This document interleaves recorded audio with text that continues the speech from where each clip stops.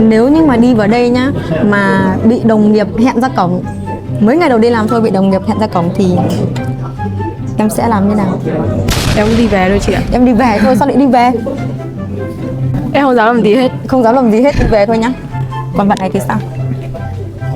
Em thì chắc là em đánh ngại xong em đi về. Em đánh ngại xong em đi về. Rồi rồi, tới công chuyện này.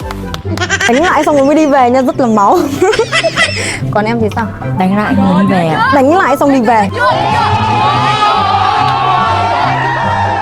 Này thì sao? Em chưa gặp trường hợp này bao giờ. Chưa gặp trường hợp này bao giờ không? Nếu tôi ví dụ thôi.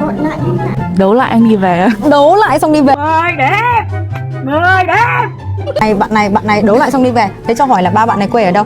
Bọn em trên Thái Nguyên ạ. Trên Thái Nguyên. Thái Nguyên ạ. Thái Nguyên thôi. Em cũng ở Thái Nguyên. Nhá.